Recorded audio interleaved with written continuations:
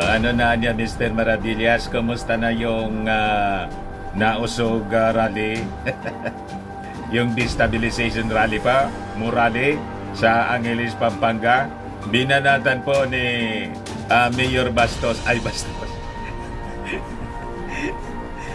binanatan po si Senator Bongo, inaway na. Makita niya, Mr. Maravillas, inaway. Na kasi po makita yung mga senador na kalyado nila. Siyempre, kanya-kanya po, kanya-kanya. Nagbabagang mga balita at pagtalakay sa mga isyu na lipunan. Bulsa, opinyon, para at pag-alantad sa katotohanan. Bulsa, what you see is what you get. Unisan. Talba ng kanilang political career, dumidistansya itong mga senador na kaalyado po ni Maudix, si Bongo, si Robin Padilla, si Tolentino, si Botas, si Senator Bato. Itatakbo po silang re-election. Kailangan pa nilang mauto itong mga Marcos loyalist. Pag sumama sila palagi dito sa nausog, malamang matalo sila, mga kababayan, for re-election sa 2025. So, yan po, analysis ko man lang na yan yung rason kung bakit hindi na po nagpapakita. Dumistansya. Si Robin, hindi pa man po hanggang 2028 pa siya. Pero yung mga re-electionist senators po, tulad ni Tolentino, ni Bato, at ni Bongo, talagang didistansya sa kanila. Pero ang tingin ko, mga kababayan, drama lang yung pag-atake ni Baste kay Bongo para isipin ng mga mamamayang Pilipino, nag-aaway na sila, hindi na nila kakampi para hindi maapektuhan po yung re-election bid. Tama pa? Pero once na, mga kababayan, nanalo si Bongo, dikit pa rin yan sa mga Duterte. Ganun po ang politika. Distansyaan niya muna, awayin muna ang anya kita para isipin ng mga mamamayang Pilipino. Hindi na tayo magkasundo. Para yung parang si Inday, dumistansya sa tatay. Tapos ngayon, balik siya sa kanyang tatay. Pero anya, Mr. Maravillas, kumusta naman yung Murali? Sinilip ko po yung coverage ng SMNI. Yung dating mga supporters nila, ang karamihan po doon, yung hinakot man lang po na mga members ni Pacquiao. Yan ang marami doon. Ang estimate ko nga lang po, iwan ko kung mag 500 man po yon. Kasi maliit man lang na covered court po ang ginawa nilang binyo. Para doon, magsiksikan sila pag kinover po ng mga uto-utong DDS vloggers. Magmukhang marami po. Ganun ang strategy. Kaya nga po, yung mga kuha nila, mga kababayan ng mga uto-utong DDS vloggers, laging close up po sa camera. Kasi pag may distansya po, makikita mong kakarampot sila. Yung iba nga pong mga vloggers, nagkanya-kanya na lang po ng kain kasi wala man pong pakain yata doon, tubig lang. Niasa na niya, Mr. Maravillas, yung pondo. Sinuport na po siguro doon kay Alberto.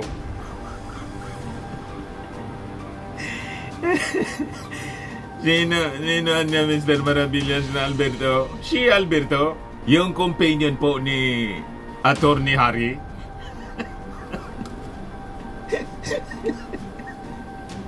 Ingawan niya talaga, Mr. Maravillas. O di ba may financial support doon si Attorney Harry?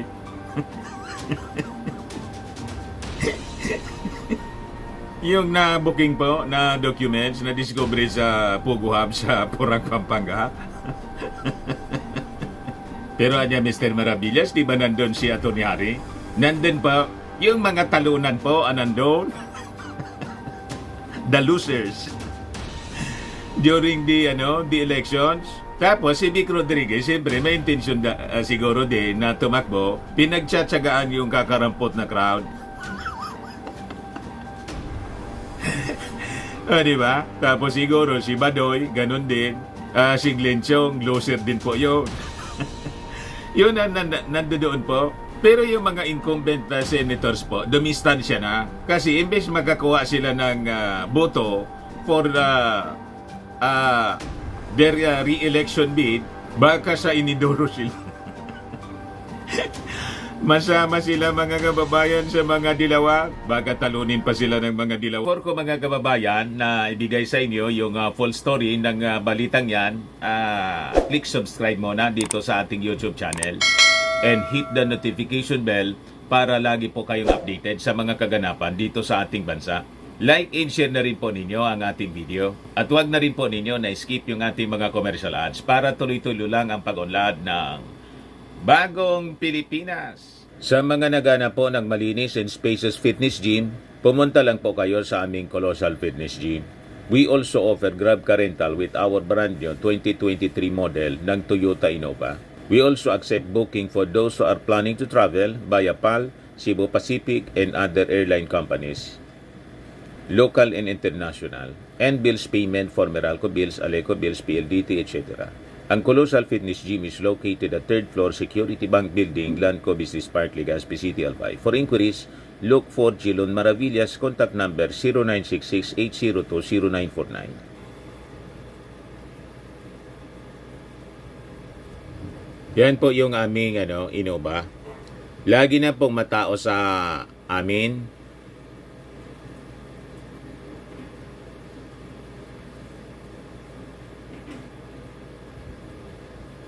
Yan po mga bagong clients namin. Napakaganda at colorful at napakalinis ng aming gym po. Pati mga foreigners po pumupunta sa amin, mga British tourist po sila dito sa Legazpi. Na-set up na rin po yung aming mga brand new gym equipment.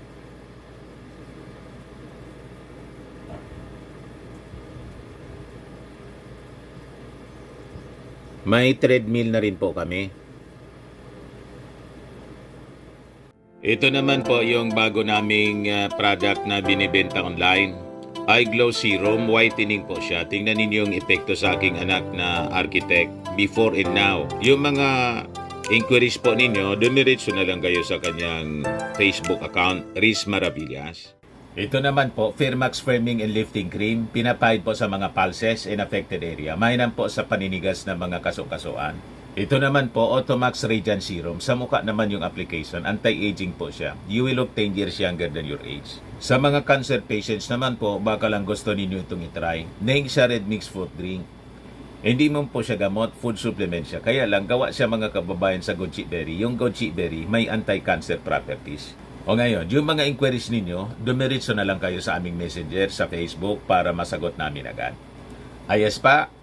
Ayos na ayos niya, Mr. Maravillas. Po, mga kababayan, pag nag-comeback po, yung mga kandidatong dilawan po sa pagkasenador tulad ni Dilima, si Bam Aquino, babalik yata, tapos si Kiko Pangilinan. So, tagilid sila ngayon. Kaya, dumidistansya mga kababayan, hoping na mauuto yung mga Marcos loyalists. Kasi po, itong mga Marcos supporters, mga kababayan, ito yung nagpanalo sa mga Duterte noong 2016 kasi nangampanya po kay Maudigs noong 2016 na presidential election.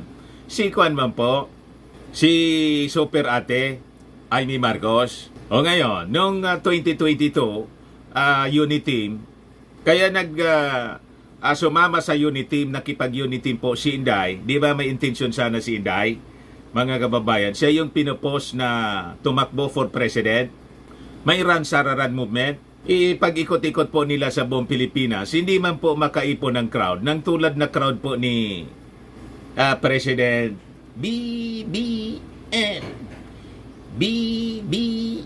So, napagtansya nila mga kababayan. Hindi niya mananalo tayo. Talagang Marcos loyalist niya yung mga Marcos supporters niyan marami. Kaya ayun po, nakipag-unit team na lang si Inday, tumakbo na vice-presidente, hoping na after silang manalo na unit team, mga kababayan, i-endorse ng ating Pangulong Bongbong Marcos sa 2028, si Inday, paano pong naon siya mi.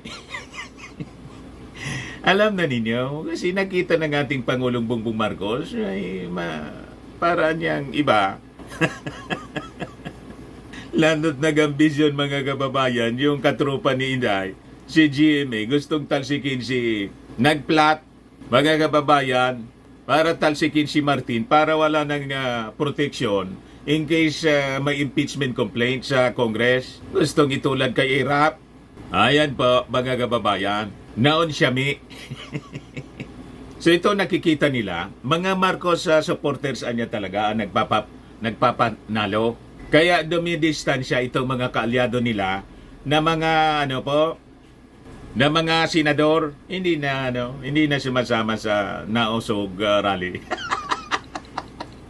Huwag po tayong pauuto mga kababayan. Di ba niya Mr. Maravillas ang sinasabi ng mga DDS vloggers? Si BBM yung nanggamit kay Inday. Baliktad pa, sila yung nanggamit sa pamilya Marcos at sa mga Marcos supporters. Wala man sila pong di man sila kilala dati sa buong Pilipinas. Ang Marcos po kilala sa buong Pilipinas at buong mundo because of his father, Marcos Sr. po, na naglingkod sa ating bayan for 20 years. Yun ang kilala. Kaya yung boto po ni Inday na 32 million plus, ang 31 million plus doon, mga Marcos supporters, yung excess po, ulitin natin palagi ito, yung excess pong less than 1 million, yun man lang po ang DDS.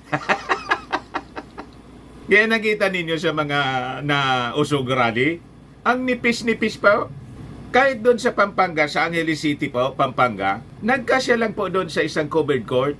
At ito mga dayo, hindi man mga taga doon sa Pampanga. Baka may mga mangilan-ilan din, nag-usyoso lang, pero hindi nangulugan, sumusuporta sa kanila. Kasi po, hakot yon.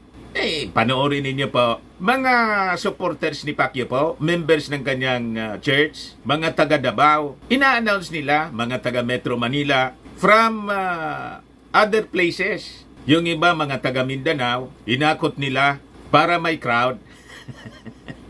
Pero, ganun pa rin po. Mamaya ipakita ko sa inyo. Kukunti, panipis ng panipis po. Kasi po, wala silang makumbinsi. Yung agenda nila po kasi is to destabilize the government na napakaganda po yung ginagawa na paglilingkod sa ating mga mamamayang Filipino. Tama pa? Pero niya Mr. Maravillas, may sinasabi bagaan niya si Attorney Harry na yung document na nakuha doon sa Pogo Hub, nothing suspicious daw. Opo, nabasa ko po, narito po yung sinasabi niya. Yan po sabi ni Harry, nothing criminal, nothing suspicious. Former presidential spokesperson Harry Roque addressed concerns regarding his connection to the recently raided Philippine offshore gaming operator or Pogo Hub at Bilaki South 99 compound in Porac, Pampanga. Roque explained that his former executive assistant had not been his employee for some time. According to Roque, the former staff member was temporarily staying at the Pogo Hub due to returning to school and had left some belongings there after moving out. Roque further emphasized that the police found no wrongdoing or illicit activities connected to him or his former staff. Yan po ay dating tao ko pa. At syempre po, matagal ko nang hindi siya tao. Dala-dala lang yung mga records. Ang balita ko po, nakikitira dahil bumalik po sa eskwelahan yan. At ang alam ko po, panandalian yung pag-stay niya doon. At nakalipat naman na siya. Kaya lang may mga gamit pa siya na naiwan doon. Pero nag-conclusion naman po ang kapulisan. Nothing suspicious, nothing criminal. Kaya hanggang doon na lang po yon. O di niya Mr. Maravillas, kumbinsido ka sa sinabi ni Harry Roque na nothing suspicious, nothing criminal, nothing suspicious. Yan po ang sabi niya. Tingnan natin po kung nothing criminal, nothing suspicious. Yung nothing criminal po, under evaluation pa yon ng ating mga authorities. Yung nothing suspicious po, duda po ako na nothing suspicious. Bakit niya, Mr. Maravillas? Ito kasi po, may kumalat na picture ni Harry Roque. Di ano niya yan, Mr. Maravillas? Masasabi mo kaya yan na nothing suspicious? Iyon nga po. Kahit nga po itong si Ashley Garbin, may suspicion po. Sino kaya ang taga-abot ng tuwalya ni Roque habang naliligo?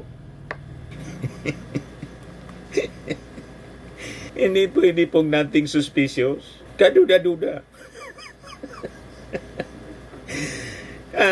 Yun ang tanong po ni Ashley Garbin. Yung nag-post ng picture na yun. Kung sino daw ang taga-abot. May nakatalokbong kasi po. Ewan ko kung sino itong lalaki, mga kababayan, nakatalokbong. Tapos naka-face mask pa. Ibig sabihin po, ayaw pakilala po kasi may mga tao sa paligid. Ito si Harry Roque, mga kababayan. Ngayon, sino ito? Ingawan niya talaga, Mr. Maravillas. O ngayon, ano pa ang suspicious po? Suriin natin ang picture ni Harry Roque. Tingnan ninyo ang pagkatayo niya.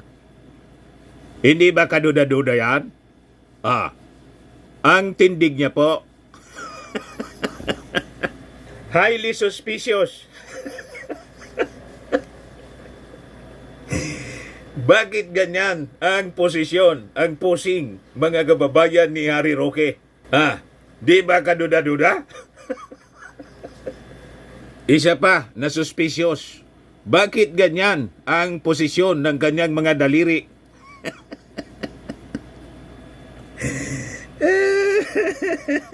Di ba confirm?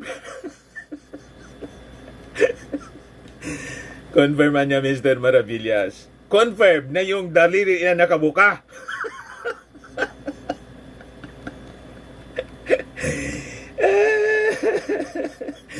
Ayan man lang po, nakabuka. Baga yung kamay niya, mga kababayan, kaya yung daliri niya nakabuka na ganon kasi napagod. Napagod sa paghawak. Kaya nire-relax niya, mga kababayan, yung kanyang mga kamay. Yan ba?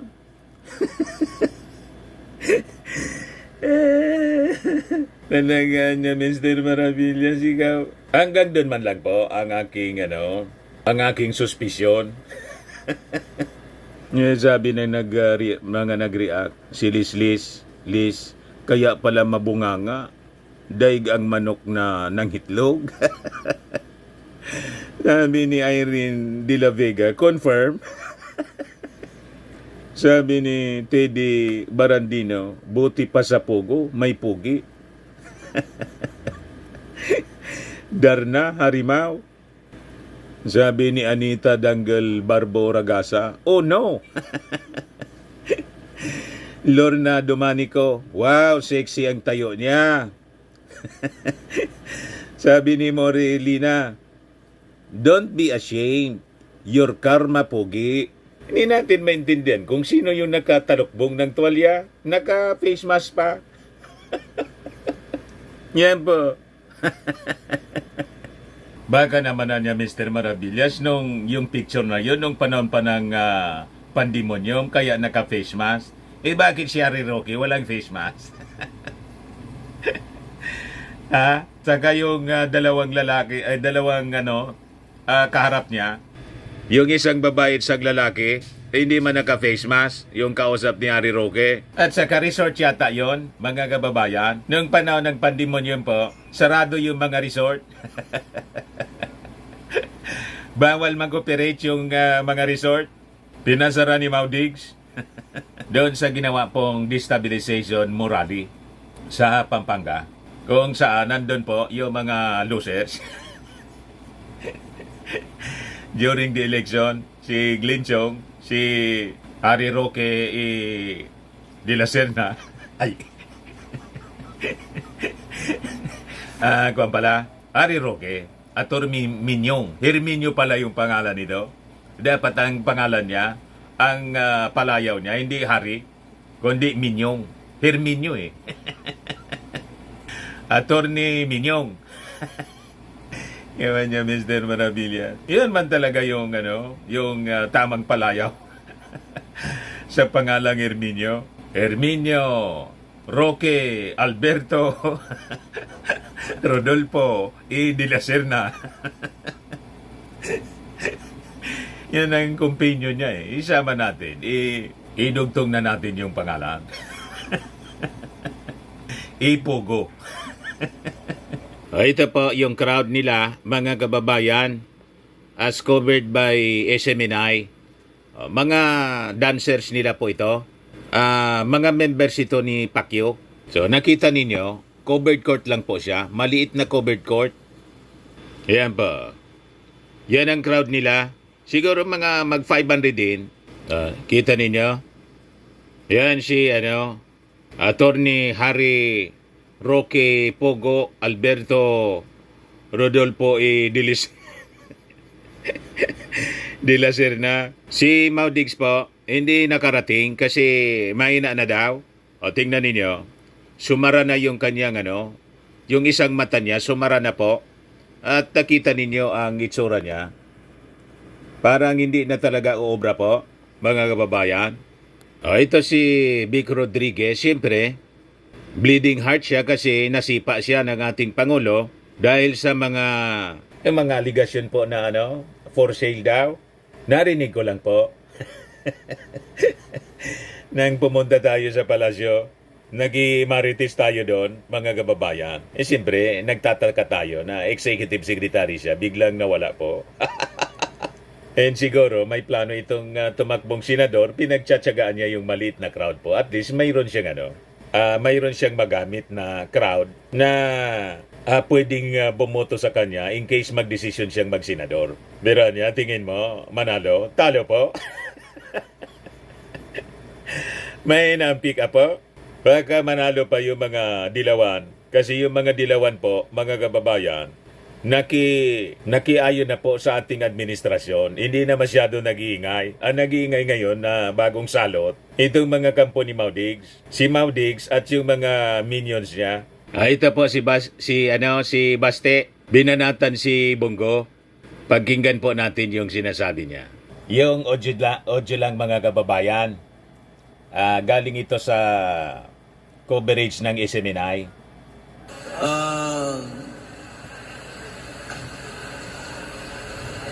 May naalala lang ako. Buti pa kayo, mga ordinaryong Pilipino, mga Kapampangan, at saka yung mga Dumay. Hindi kayo takot.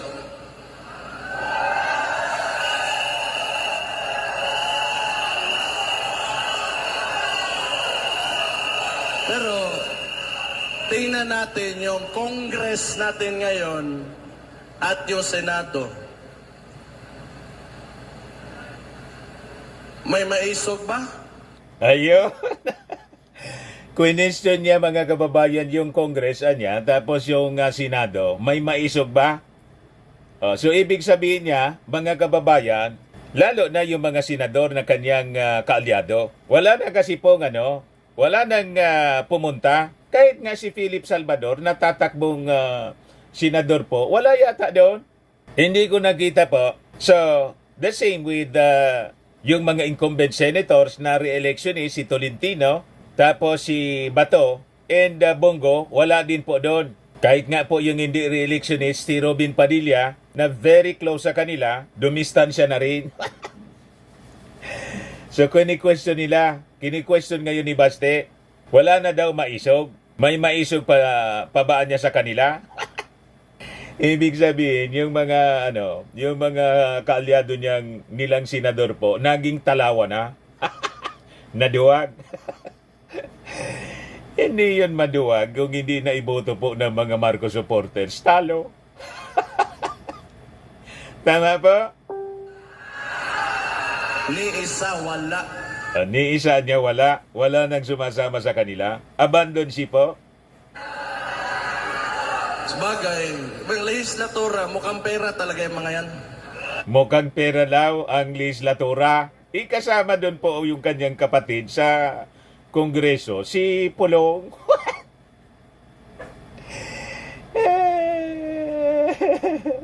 Si Pulong po, mga kababayan. Noong panahon ng kanyang tatay, 51 billion na per barrel yung allocation po, pinakang malaki.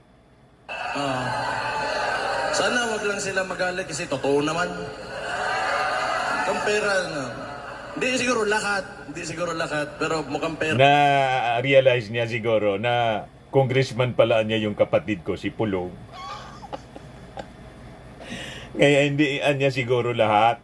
Biglang kumambyo si Baste. Yung mga yan. Kasi power, the legislative body is the power of the purse. Diyan dumadaan lahat ng pera eh. So, lahat ng projects, katulad ng isang, may video, sa Davao, sa Digos, na ayuda, kinuha ng barangay yung 8,000, ang binigay doon sa recipient is only 2,000. Pinaimbestiga na po yon ng DSWD kasi ang nagdesisyon noon, yung kapitan, sinanksyon ngayon ng DSWD kasi outside yun ng distribution mismo during the yung pagbisita doon, yung servisyo fair ng Kongreso at ng ating Pangulong Bongbong. Naibalita ko na yan po mga kababayan. Ito yung sinasabi ni Baste. Pinapalabas niya, otorisado yon, gawain ng DSWD. Hindi po DSWD yung gumawa noon, kapitan. Kapitan po, kasi yung objective ng kapitan, ibigay lang yung 1.5 nga, hindi 2,000. 1.5 yung natanggap ng dapat sana makatanggap ng 8,000. Ibinigay po 1.5 lang para yung iba i-distribute din sa mga pinulitika po, sa ibang mga residente ng barangay, which is not authorized, sabi ng DSWD. Kaya po, pinaimbestiga po ni Secretary Gatchalian, isa-sanction yata, baka masuspindi po yung punong barangay, nagsarili ng policy. O ngayon, itinuturo, sinisisi ni Baste sa ating administrasyon. Hindi po yon otorisado ng ating administrasyon. Nagsarili man pong desisyon yung barangay. So, Kapritso po ng barangay. pag soft projects talaga, mabilis lang yan. And they are all funneling the budget on soft projects. So, kayo na bahala mag-isip kung ano yan. Maganda nga po kasi namimigay ng kwarta. Kasi pag hindi kwarta nibigay po, project sa limbawa, pero may projects pa rin po. Mas kaduda-duda nga po kasi nandun ang SOP. Pero pag kwarta na binigay mo at bigas, walang SOP doon. Kung magkano yung value noon, yun na ang mismong direktang matatanggap ng beneficiaries. Di ba mas maganda? Yung mga malalaking projects, doon po nagkakaroon ng mga salamangka. Di ba? Kaya tingnan ninyo, nung panahon ng kanyang tatay, April 27, 2022, DPWH. Yan nagsabi, report ito ng GMA News Online. Ano sabi diyan? 12 out of 119 build projects completed with only 2 months left before the Duterte administration steps down. Top official said the government is successful in ushering in the golden age of infrastructure which was promised by President Rodrigo Duterte when he unveiled an 8 trillion infrastructure program at the start of his tenure. This despite a report by the Department of Public Works and Highways that only 12 out of 119 infrastructure flagship projects were completed to date. Ayan po, 119 build projects. Ang natapos lang po, 12. 12 lang. Ang dapat na ipatrabaho niya, 119 projects. Yan ang sinabi niya. Ang natapos po, 12. Pero ang tawag niya, Golden Age of Infrastructure. Paano naging Golden Age of Infrastructure na 119 projects yung dapat mong tapusin? Ang dapat mong in-implement sa 6 years. Ang natapos mo lang sa 6 years, 12. Kasama yung dito mga kababayan na na Bicol International Airport na hindi man po sa kanyang project ito. Nagsimula itong Bicol International Airport panahon ni GMA. Hindi man kanya ito, nagpatuloy lang siya. Pero sabi, mga kababayan ng mga DDS, dapat magtanaw daw kaming utang na loob kasi natapos yung yung Bicol International Airport panahon ni Digong. What? Nagkataon lang na nanalo siya, pero hindi man siya po nito ang nagsimula. Panahon pa ito ni GMA. Yung budget po talagang naka-allocate na siya, mga kababayan. Ibig sabihin, kahit sinong presidente yung umupo, yung budget po naka-allocate na para tapusin kasi nasimula na yung project simula pa nung panahon ni GMA. Huwag kami. O ngayon, balik tayo sa sinasabi ni Pulong o ni Baste. Ikaw, Bongo. Binanatan si Bongo. Ikaw, Bongo. Kumarita ka.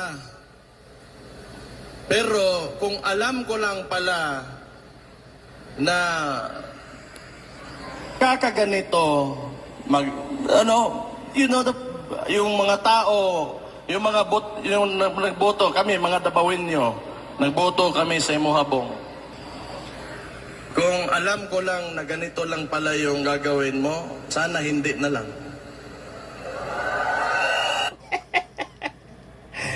Hindi na lang sana niya, kumpare kita. Kung ganito lang naman niya yung gagawin mo, hindi na lang sana. Hindi na kasi pumupunta po si Bongo, hindi na magpapakita sa kanila sa nausog. Paano magpapakita yan? Kukunti yung crowd, kukunti yung naniniwala, yung dati man lang, ang mga nandadyaan, yung mga hinakot galing sa Davao. Yung mga members ni Pacquiao ang nandiyan. You see? Kung pupunta siya sa Pampanga, imbes yung mga taga Luzon na supporters sa mga kababayan ni President Bongbong Marcos ay bumoto sa kanya, baka hindi na siya po iboto. Di talo.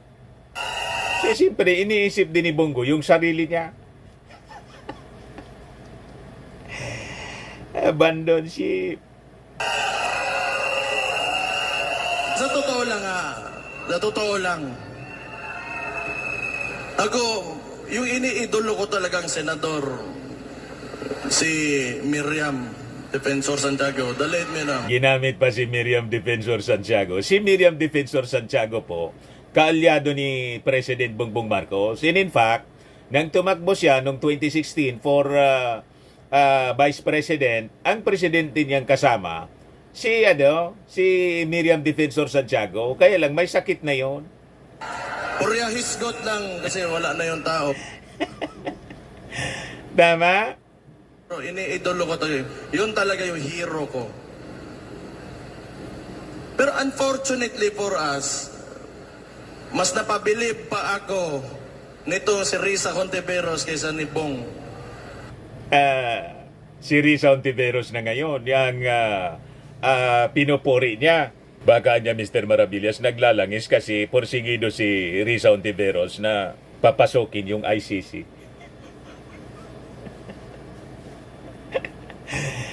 Ganon, mga kababayan. Kasi ever since talaga, nasa previous administration, kalaban yan hanggang ngayon consistent yan at di talaga natatakot yan. So, ibig sabihin niya, pinalalabas niya na mas maisog pa si Risa Hontiveros kaysa kay Bongo. At si Risa, consistent sa kanyang posisyon bilang isang dilawan. Pero si Bongo, lumalabas ay bumaliktad na. Pero, maglalagay tayo ng mga... You have time, pare, Bong, na kahit you have time to redeem yourselves. Iyatag ni, pakita sa mua that you will stand by the Filipino people. Ayan, mga kababayan, ibig sabihin talagang dumidistansya na sa kanila itong si Bongo. Pati si Bato, kasi wala man dyan, hindi na sumasama sa kanila, pati si Tolentino. So your love, yung pagmamahal mo sa bansa, na mas umaapaw pa kaysa sa pagmamahal mo sa sarili mo. Kasi hirap na yung mga tao ngayon.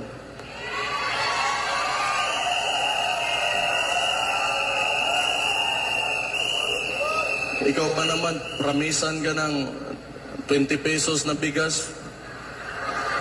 Doon naman siya sa 20 pesos na bigas po. Pero hindi na niya maalala yung promise ng kanyang tatay, mga kababayan, na 7 pesos daw, i-reduce na to 7 pesos. Imbes na maging 7 pesos po, noong panahon niya, may umabot pa sa 80 pesos. Sa basilan po, 80 pesos yung kilo. Pero ngayon, hanap sila ng 20 pesos.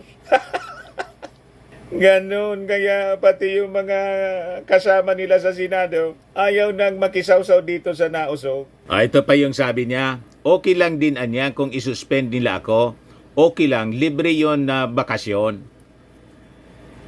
Davao City Mayor Sebastian Basti Duterte admits he is surprised that he is not yet suspended considering his critical pronouncement against the administration of President Bongbong Marcos amid rumors that he will be removed from his office. Nagpakalat man lang po ng ganong suspension daw si Harry Roque Alberto de la Serna. Ipugo. Wala mang ganon po. Gawa-gawa man lang na kwento. Para siraan po yung ating Pangulong Bongbong Marcos na pinalalabas nila ang mga kumontra sa ating administrasyon, pinipersecute. Wala man pong gano'n. Yung mga nasuspend po na mga local officials, may mga kaso yun. Balido yung kanilang mga asunto at walang kinalaman yung ating Pangulong Bongbong Marcos doon. May kanya-kanya silang sabit sa kanilang local government units na pinaglilingkuran tulad ni Rama ng Cebu City. Tapos yung taga Tagum yata yon, yung gobernador na nasuspend. Ang kaaway nila yung vice governor. May kaso po, walang kinalaman dito sa nausog o sa alliance nila sa mga Duterte. So yan ang sabi na. Actually, I'm really surprised kung bakit hindi pa ako suspended ngayon. Hindi nila alam siguro. Tama ba? Mali ba? Tama ba? Pero okay lang din kung i-suspend nila ako.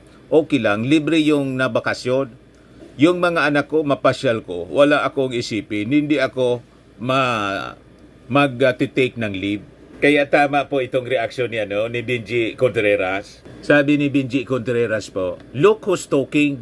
For your information, si PBBM, hindi katulad ng ama mong si Digong na mapaghiganti. Basag, mga kababayan, agad. Kahit anong paninira at pambabalahura ang ginagawa ninyong mga Duterte at mga Didi sa kanya, maging kay Philam, hindi kayo pinapatulan. Tunay at talagang mabait at mapasensyoso lang si PBBM. Hindi niya hinahayaan na maapektuhan ang kanyang trabaho ng mga paninira ninyong mga Duterte at ganyan ang tunay na strong leader. Tama po, hindi namin personal yung ating Pangulong Bongbong Marcos. Kahit nga ngayon, galit na nga bad shot si Mrs. Lisa Marcos kay Inday. Pero tingnan ninyo, hindi pa man po sinisibak as DepEd Secretary, kahit wala man pong performance si Inday, wala man pong achievement sa DepEd, inahayaan lang kung kailan niya gustong mag-resign. Iniintay na lang siguro na mag-resign si Inday. Ipanong kapito ko. Lalong self-destruction siya dyan kasi wala man siyang performance, nakadikit pa rin na parang tuko. O di ba? Sabi niya wala na yung unit team. Bakit hindi pa siya mag-resign? Hindi naman siya nire-recognize na. Siya na mismo nagsabi, wala na yung unit team. Hindi umalis na siya dapat as DepEd Secretary. Ano pa? Bakit ba? Yung iba nagdududa kasi yung DepEd kasi po ay siyang may pinakang malaking pondo. Sabi ng iba, magagamit pa niya sa politika. Ayan ang sabi ng mga Marcos loyalist po. Ito si Mau Diggs. Sabi niya rito, hindi tayo galit kay Marcos. Yung mensahe na ito, hindi man siya pumunta doon. Recorded na lang yata yon or online. Hindi tayo galit kay Marcos. Hindi tayo galit sa gobyerno. Baliktad po. Pero hindi daw galit sa Marcos. Yung mga tarpaulin doon, BBM resign.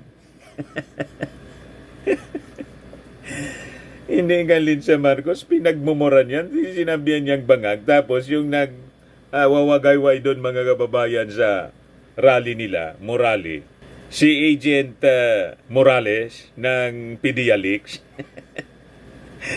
Ano na niya, Mr. Maravillas pala yung PDIALIX. Sabi po, wala na yata. Inabando na ni Bato.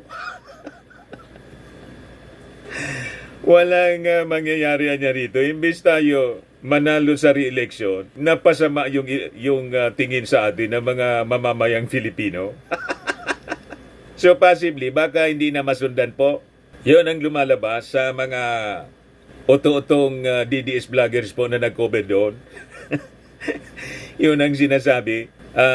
Siguro, yun ang sinabi ni dating PDEA agent Jonathan Morales. Siyempre, in-interview ng mga uto-utong DDS vloggers na nangagutom po. Tinignan ko po yung mga vloggers para mga basang sisiw. Gutom na gutom po. Alam nga naman na anya Mr. Maravillas, walang pundong dumaloy. Baka nga po napunta yung pundo doon kay Alberto. Nagamit na sa travel. Yung pugo pa naman po, nasa hot wet water po yung operations ng pugo ngayon. Pinagre-raid po ng mga authorities natin. Balikan natin itong sinabi ni Mau Diggs. So sabi dyan, hindi tayo galit kay Marcos, hindi tayo galit sa gobyerno. Despite rally attendees displaying posters calling for President Ferdinand Marcos Jr. to resign, former President Rodrigo Duterte, in a recorded message during the hakbang ng Maisog Peace Rally in Angeles City, Pampanga, emphasized that he holds no animosity towards Marcos or the current government. Bali-baliktad po. Kaya wala na pong maniwalang maraming tao. Yung mga members lang ng kulto, yung naniniwala sa kanya. Pati yung mga senador niya, mga kababayan, hindi na nagpapakita, galit si Baste. Ito po yung mensahe, mga kababayan, na recorded. Ina niya si Digong po. Bumagsak na yung nagkasakit siguro po. Bumagsak na yung itsura, masyado. Humina na siguro.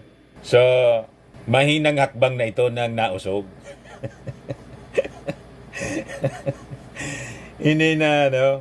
Hindi na malakas, mahina na. Dati yung mga dumalo po, umina. Inakot na lang ko, konti pa rin yung nahakot. Pakinggan natin yung sinasabi, mga kababayan ni Mau Diggs. Na kababayan na nagrally sa Angeles, pasensya na po. Inabot ako ng ayaw ko na lang sabihin kasi napaka-corny. Pero retired na kasi ako at yung pera ko, meron ako, may retirement ako pero pinupuesto ko lang. At yun na kasi ang source of existence ko. Sorry, hindi ako nakapunta. Pero I would like to congratulate you for your gesture to show to the country and to the world that may damdam tayo. Hindi tayo galit kay Marcos o hindi tayo galit Hindi sa daw siya gobyerno. galit. May Pero damdam pinagmumura na niya palagi. palapas natin. But this would be as good as any other time to May damdam lang daw po. the Nagdaramdam. president, the military, the police and all, na hindi kami yung subversive na gusto namin tumbahin ang gobyerno. Hugas kamay po. Paalisin si Marcos. Wala. We just want Nagkilato. reforms that yung naniririnig nyo sa grupo ng mga maisog at yung mga Pilipino na ayaw ng gulo pero gustong may pagbabago. Off po natin yung Yan lang naman po. At congratulations sa inyo. Yan lang ang habol natin. At yan lang ang hamon ko sa gobyerno. Wala ng iba. Walang interesado patalsigin si Marcos. Pero may walang Marcos interesado resign sa doon. gobyerno na patumbahin mo. Huwag ko yan, kay dumaan ako ng presidente, pati ang gobyerno ko ito. So, para just to erase doubts. But, we will Maliwanag po, to erase doubts, para hindi sila pagdudaan. Alam na po na balibaliktad yung kanyang pananalita. Pag sinabi niyang wala silang planong patalsikin, ang ibig sabihin nun, may plano. Malinaw po, hindi sila tumitigil sa pag-ikot, nangangampanya po para maka-gain ng support, para mag-people power. Kaya lang po, walang makumbinsi sila. Lalong kumukunti yung sumusuporta. Pati yung mga kaalyado nila, ayaw na. Kaya nga inaway na si Bato. ask that we will be heard from time to time so that Or sabi ko nga po, parang strategy na lang nga nila, drama lang nila, para iligtas nila yung political career ng kanilang mga kaalyado. Di ba? Pero pag alimbawa manalo sa midterm election, balik uli sila, magre-regroup sila mga kababayan for 2028 elections. Huwag na tayong pa-oo-to. Yan mga style nila po. government would know what the sentiments of the people are and whether the sentiments or not totoo man o hindi. Makinig lang kayo. Total kung mali, di sabihin ninyo, pag mali, wala naman kami magawa. Sabihin niyo tama, wala rin kami magawa. Just the right to be heard. Yan ang importante sa Constitution. The right to be heard. Ano man ang the right to be heard na lagi kayong nagsasalita? Sumobra nga yung pananalita ninyo. Walang pagsisikil sa inyong constitutional rights, the freedom of expression. Daldal nga kayo ng daldal. Di ba? Yung mga dinadaldal nga ninyo, mga libelous na, hindi man kayo pinapatulan.